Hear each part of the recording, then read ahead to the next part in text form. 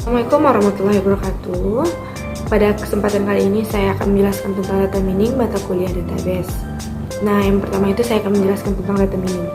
Data mining yaitu proses pengolahan data dengan menggunakan sistem komputer, di mana data mining itu memberikan kemudahan dalam mengolah data secara otomatis, yang mana dibuat dan bekerja dengan baik. Dalam data mining itu terdapat 7 proses. Yang pertama itu adalah cleaning, bertujuan untuk menghapus data. Dan yang kedua itu ada integration, yaitu untuk penggabungan data. Dan yang ketiga itu ada selection, merupakan penyeleksian data secara relevan. Dan yang keempat itu transformation, yaitu merubah data agar menjadi mudah dipahami. Dan yang keempat itu data mining, merupakan pengaplikasian data yang menggunakan algoritma. Dan yang keenam itu pattern evolution, yaitu mengidentifikasi pola yang menarik. Dan yang ketujuh itu chronological presentation, di mana tahap memberikan informasi kepada pengguna. Nah, dalam menggunakan data mining itu ada beberapa tahapan.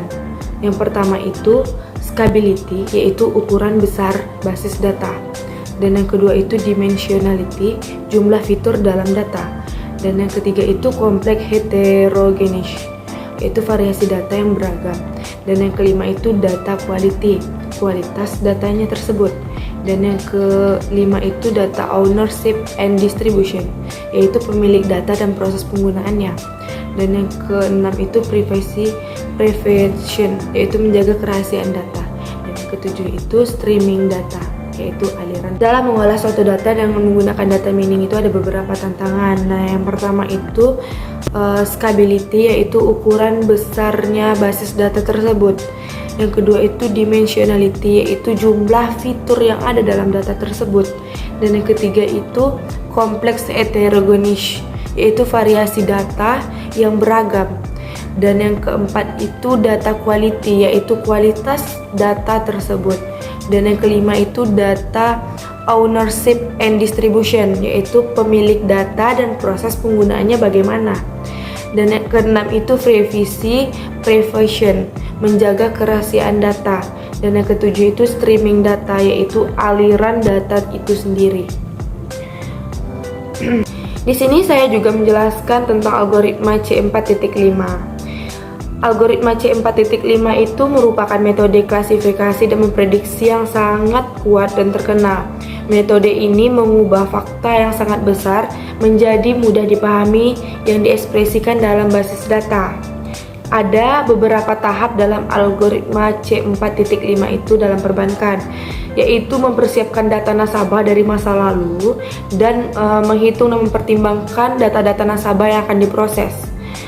Dan kelebihan dari algoritma C4.5 ini yaitu mampu menangani fitur dengan tipe numeric, interval, dan rasio, dan mampu mengatasi persoalan missing value, dapat memberikan kemudahan dan cepat, dan pembentukan data yang mudah dipahami. Kekurangan itu terjadinya overlap dan peningkatan waktu dalam pengambilan keputusan, dan kriteria yang digunakan sangat banyak. Asosiasi. Tugas asosiasi dalam data mining adalah go together, menemukan atribut yang muncul dalam satu waktu. Dalam dunia bisnis, lebih dikenal dengan analisis keranjang belanja, tugas asosiasi adalah membuka rules untuk pengukuran hubungan antara dua atribut atau lebih. Contoh asosiasi dalam bisnis dan penelitian adalah menemukan barang dalam supermarket yang dibeli secara bersamaan dan barang yang tidak pernah dibeli secara bersamaan. Istilah data mining yang juga disebut dengan knowledge discovery in database memiliki akar yang panjang dari bidang ilmu seperti kecerdasan buatan, machine learning, statistik, database, dan juga informasi retrieval. Dalam menerapkan data mining, ada dua faktor yang berperan dalam